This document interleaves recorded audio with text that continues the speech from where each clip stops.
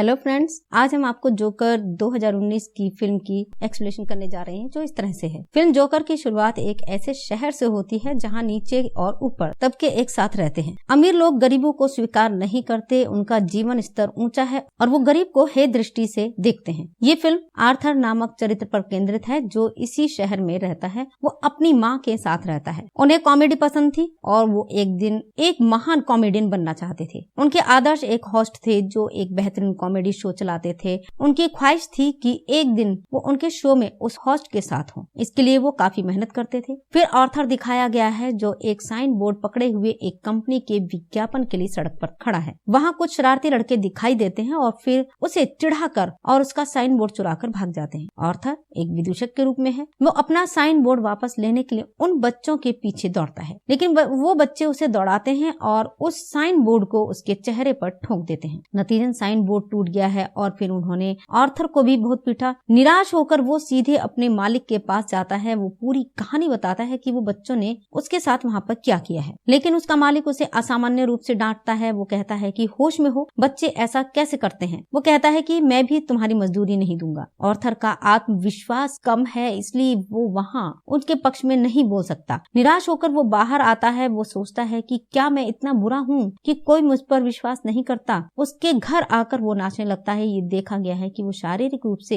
कमजोर है। अगले दिन आर्थर उन बच्चों के बारे में बताता है जो अपने सहकर्मी से मिलते हैं। उसके सहकर्मी उससे मिलते हैं। ये गलत हुआ, तुम्हें अपना ध्यान रखना चाहिए था, वो कहते हुए उसके साथ एक बंदूक देते हुए उसे अपने कब्जों में रखो, ये आपके मुसीबत के समय आपके काम आएगा। आर्थर उसे लेने से मना कर देता है, लेकिन वो आदमी जबरदस्ती उसे ये बंदूक सौंप देता है। फिर आर्थर अपने घर के लिए निकल जाता है। वो एक बस में है और उसके सामने एक बैठा बच्चा भी है और वो उसे हंसाने की कोशिश करता है। फिर वो लड़का जोर जोर से हंसने लगता है। इस पर उसकी माँ भड़क जाती है। वो आर्थर से कहती है, जाओ, हमें परेशान मत करो, लेकिन आर्थर इस पर हंसने लगता है। दरअसल बताया जाता है कि आर्थर किस तरह से मानसिक विकार से ग्रस्त है। वो अपनी हंसी पर काबू नहीं रख पाता और कहीं भी हंसने लगता है। बस में बैठकर वो उस महिला को एक कार्ड देता है जिसमें उसकी बीमारी की जानकारी लिखी होती है। अपने घर आकर वो अपनी दवाई लेने लगता है। दरअसल ये दवा दुर्लभ थी, जबकि ये आर्थिक रूप से मजबूत नहीं थी, इसलिए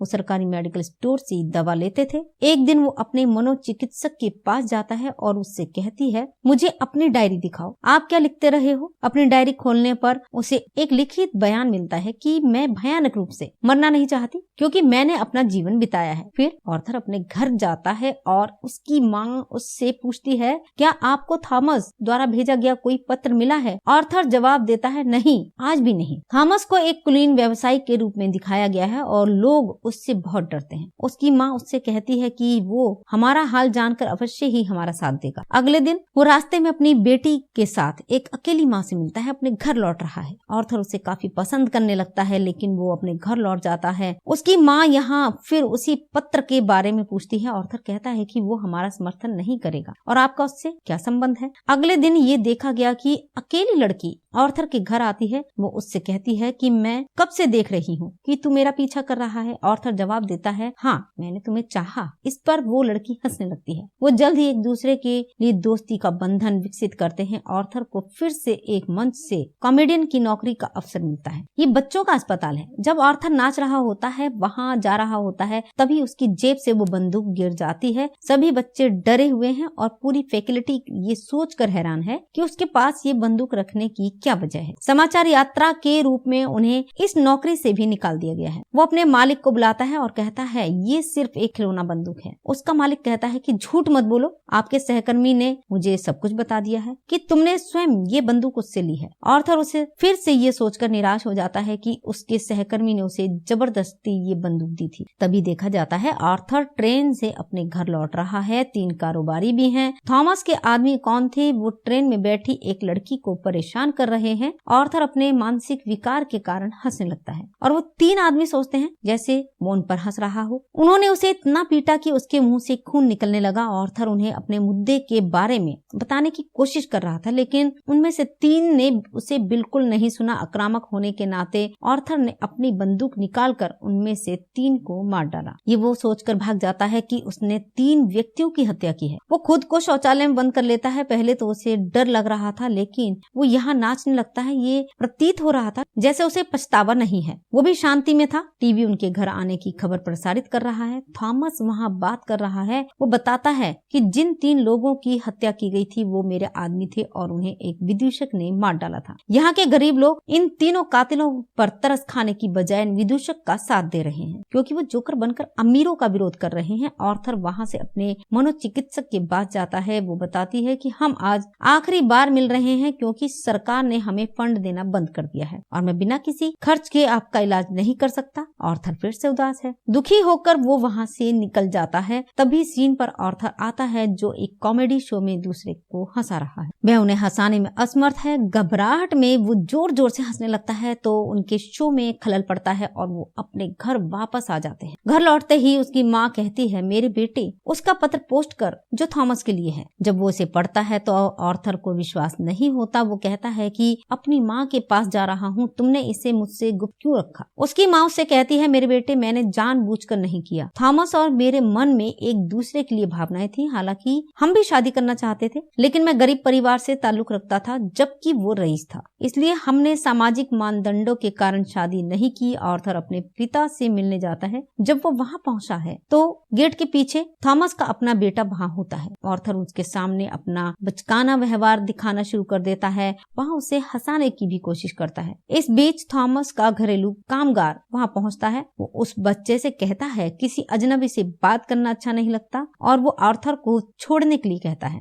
आर्थर कहते हैं, मैं सच्चाई का खुलासा करने के बाद छोड़ दूंगा। मेरी माँ ने थॉमस के घर के लिए 30 साल तक सेवा की है। वो एक दूसरे को पसंद करते थे और मैं किसी और का नहीं बल्कि थॉमस का बेटा हूँ। घरेलू नौकर उससे कहता है, तुम और तुम्हारी माँ दोनों पागल हैं। उन्होंने ये कहानी गढ़ी है। उन्हें थॉमस से कोई सरोकार नहीं है। ये सुनकर आर्थर बीमार महसूस करता है और वहाँ से चला जाता है। उसके घर आकर उसे पता चलता है कि उसकी माँ की तबीयत खराब है और उन्हें दौरा पड़ा है। एक उसे अस्पताल में स्थानांतरित कर दिया गया है। बाहर बैठे ही 2 पुलिस अधिकारी उसके पास पहुँचे। वो उससे पूछते हैं कि क्या आप उन 3 पीड़ितों के बारे में जानते हैं जिनकी ट्रेन में हत्या कर दी गई थी? आर्थर कहते हैं, नहीं, मुझे कैसे पता चलेगा? वो जानता है कि पुलिस अधिकारी ने उसकी माँ से भी यही सवाल किया है। उसने उनकी माँ के लिए स्वास्थ्य पर हमला किया। वही वह अंदर अपनी माँ के पास जाता है जहाँ वह अकेली माँ भी मौजूद होती है। फिर टीवी एक समाचार प्रसारित करता है और वही आर्थर का पसंदीदा टीवी होस्ट भी है। वो कॉमेडियन जो उसका आदर्श था वो अपने शो को प्यार से देखने लगता है। पहली नजर में टीवी पर उसका अपना चेहरा दिखाया जाता है। वास्तव में आर्थर का आदर्श कॉमेडियन उनका मजाक उड़ा रहा है। जब आर्थर कॉमेडी शो में हंसी को नियंत्रित करने में असमर्थ था तो आर्थर ये सोचकर बुरी तरह आहत होता है कि मेरा आदर्श मजाक उड़ा रहा है, मुझे उससे प्रेरणा मिली थी, वो नहीं है। इस पर विश्वास करके थॉमस घर में आता है और टीवी समाचार प्रसारित कर रहा है। उस शहर के हालात सबसे खराब हो गए हैं। गरीब तबके सड़क पर आ गए हैं, विदूषक का श्रृंगार कर रहे हैं और कुलीन लोगों के खिलाफ विरोध कर रहे हैं। बहुत दुश्मनी हो गई है आपस में उन्हें और वो सभी थॉमस के विरोधी हैं। आर्थर बहुत उत्साहित है। ये जानकर सभी ने जोकर का श्रृंगार किया है। उसे लगता है कि उसके काम की पहली बार तारीफ हुई है। अब वो वह जगह है जहाँ गरीब तबके विद्रोह कर रहा था। एक थिएटर था, अभिजात वर्ग के लोग देख रहे थे। उस थिएटर में फिल्म थॉमस भी वहाँ था। पुलिस उस दंगे को रोकने के लिए वहाँ पहुँचती है और उन्हें मना करती है। हर तरफ हंगामा है। इसका फायदा उठाते हुए आर्थर थिएटर के अंदर चले जाते हैं। वो रंगमंच के शौचालय में जाता है जहाँ थॉमस भी आया था। आर्थर उसके पास जाते समय विनम्रता से कहता है कि मैं तुम्हारा बेटा हूँ, याद करना आप और मेरी माँ एक दूसरे के साथ जाते थे। थॉमस उससे कहता है कि मैं इस नाम की किसी महिला को नहीं जानता और वह उसे जोर से मुक्का मारता है। नतीजन उसकी नाक से खून बहने लगता है। आर्थर अपने घर लौटता है और एक समय के बाद उसे पुलिस अधिकारी का फोन आता है। दरअसल वो आर्थर से पूछताछ करना चाहते उस दिन के बारे में जब वो 3 लोग मारे गए थे। आर्थर को यह भी पता चलता है कि उनसे सबसे पसंदीदा कॉमेडियन ने भी उन्हें अपने शो में आमंत्रित किया है। दरअसल ऑर्थर का रूटीन कॉमेडी क्लिप जिसे उन्होंने अपने शो में प्ले किया। इस वजह से उनके शो की पॉपुलैरिटी बढ़ गई थी क्योंकि लोग उसे पसंद करते थे। वो बेहद उत्साहित हैं और वो वहां जाने की तैयारी करता है, लेकिन वो सोचता है कि थॉमस के घरेलू कामगार ने बताया था कि मेरी माँ पागल है, इसलिए वो एक मनोरोग अस्पताल का दौरा करता है जहां उसकी माँ का इलाज किया गया था। वह उनसे अपनी माँ का रिकॉर्ड मांगता है। वो उस फाइल का रिकॉर्ड चुराकर भाग जाता है। एक लिखित बयान था कि ऑर्थर की माँ किसी अन्य व्यक्ति के साथ संबंध में थी, उसे शारीरिक रूप से प्रताड़ित करता था। उस समय ऑर्थर के सिर में भी चोट लग गई थी, इसलिए वो आज इस बीमारी से ग्रसित है। वो वहाँ से सीधे अपने दोस्त सिंगल मदर के पास चला जाता है। ये यहाँ पता चला है कि वो वहाँ मौजूद नहीं है, वह उनकी कल्पनाओं का हिस्सा मात्र थी। वह उसकी कल्पना करता था। ऑर्थर अपनी माँ के घाव के कारण बहुत चिंतित है। अस्पताल जाकर उसने अपनी माँ को तकिए से गला दबाकर मार डाला। घर में जाकर उसे एक फोटो मिली जिसके पीछे लिखा हुआ था कि मुझे तुम्हारी मुस्कान पसंद है। ये थॉमस द्वारा कहा गया था और ये फोटो उनकी माँ की थी और उसे यहाँ पता चलता है कि उसकी माँ झूठ नहीं बोल रही थी। वो अपना विदूषक श्रृंगार करना शुरू कर देता है। उदास होने के कारण वो अपने आसपास होने वाली घटनाओं के बारे में खाली रहता है। तभी उसका वही सहकर्मी वहाँ प्रकट होता है। वो कहता है कि मैं तुम्हारी माँ की हाल में ही हुई हत्या और ट्रेन में 3 लोगों की हत्या के बारे में पूछताछ करना चाहता हूँ। ऑर्थर सोचता है वो फिर से अपने जीवन को अराजक बनाने आए हैं और यहाँ उसने अपने सहकर्मी की बेरहमी से हत्या कर दी। इसके बाद ऑर्थर तैयार हो जाता है और जोकर की वेशभूषा पहन लेता है। अब वो अपने फेवरेट कॉमेडियन के शो में जाने की तैयारी कर रहे थे। वो बहुत उत्साहित थे और वो रास्ते में नाचता हुआ जा रहा है। दोनों पुलिस अधिकारी भी वहाँ पहुँच जाते हैं जो ट्रेन हादसे का पता लगा रहे थे, लेकिन ऑर्थर भाग जाता है। वो दौड़ते हुए ट्रेन में चढ़ जाता है। कई लोग विदूषक की पोशाक पहने हुए भी थे। पुलिस उसे कई लोगों के बीच में नहीं खोज सकती। मौका पाकर वो वहाँ से निकल जाता है और वो अपने पसंदीदा कॉमेडियन के शो में जाते हैं। सामने जाकर पूछता है, क्या तुम भी विदूषक के रूप में हो? क्या आप भी अभिजात वर्ग के लोगों के खिलाफ विद्रोह कर रहे हैं? ऑर्थर उनसे अनुरोध करता है, इस तथ्य को छोड़कर मुझे लोगों के सामने उजागर न करें कि मैं एक साधारण विदूषक हूँ। फिर उनका लाइव प्रसारण शुरू किया जाता है। उसे देखकर दर्शक उत्तेजित हो जाते हैं। वो इसकी सराहना कर रहे हैं। ऑर्थर के पसंदीदा कॉमेडियन ने वहाँ उनसे एक सवाल पूछा कि तुम यहाँ विदूषक का श्रृंगार करके क्यों आए हो? विदूषक जवाब देता है, मैं हमेशा खुश रहना चाहता हूँ और मैं लोगों में आनंद बांटना भी चाहता था।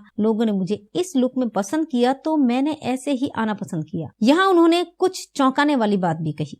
इस लाइव प्रसारण में सबसे कहता है कि ट्रेन में मारे गए लोगों की हत्या मैंने ही की है। वो कहता है, मैंने इसे आपके सामने प्रकट किया क्योंकि अब तक कई गरीब लोग समाप्त हो गए हैं। उच्च वर्ग के कई लोगों ने गरीब लोगों को हिंसक रूप से मार डाला। क्या किसी ने ध्यान दिया? क्या किसी ने स्वर्णों के खिलाफ आवाज उठाई? या मुझे बताएं कि क्या कोई पीड़ित से चूक गया? अगर मैंने किसी अमीर आदमी को मारा है तो लोग आवाज क्यों उठा रहे हैं? क्या पूरी मानवता के लिए कोई समानता नहीं है? साहूकारों में कोई विशेषता है? वो कहता है, समाज भ्रष्ट हो गया है, इसके निवासी आत्ममुग्ध हैं। अगर आपने मुझे इस शो में आमंत्रित किया है तो ये आपकी सहानुभूति बिल्कुल नहीं है। आपने ऐसा इसलिए किया क्योंकि मेरे आने से आपके शो की लोकप्रियता बढ़ रही थी। लेकिन ऑर्थर के फेवरेट कॉमेडियन कहते हैं, ऐसा बिल्कुल नहीं है। ऑर्थर गुस्से में कह रहा है, क्या तुम अब भी झूठ बोल रहे हो? वो सबके सामने अपनी बंदूक से फायर करता है, उसे निकाल लेता है। लोग डरे हुए हैं और बाहर की ओर भागने लगे हैं, लेकिन यहाँ ऑर्थर आत्मविश्वास से भरे नजर आ रहे हैं। उसे किसी का डर नहीं है। इस अपराध में पुलिस ने विदूषक ऑर्थर को पकड़ लिया और पुलिस उसे वाहन में बिठाकर दूर ले जाने लगती है। लेकिन ऑर्थर देखता है कि रास्ते में उसका समर्थन करने वाले कई लोग हैं, वो उसका समर्थन कर रहे हैं। उनमें से कुछ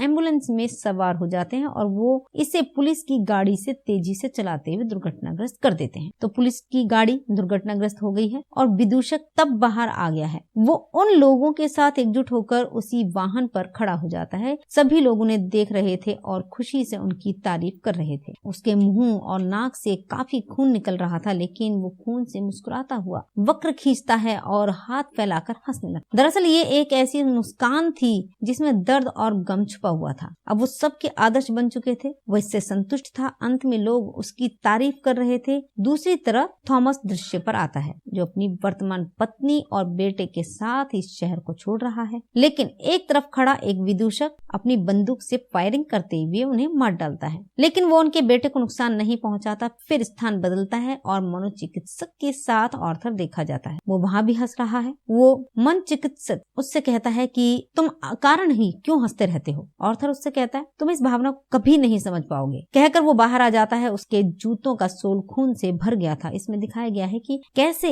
एक धर्मपरायण व्यक्ति कातिल में बदल गया है। इस कहानी की सीख ये है कि यदि निर्दोष पीड़ित के साथ बुरा व्यवहार किया जाता है तो वो पीड़ित बन ही जाता है। उसे इतना कष्ट और पीड़ा हुई कि वो उदासीन हो गया। अब वो पूरी तरह से अपने जीवन से संतुष्ट है। इसी के साथ मूवी समाप्त होती है। हम फिर मिलेंगे आपसे अगले वीडियो में। तब तक के लिए नमस्कार, धन्यवाद।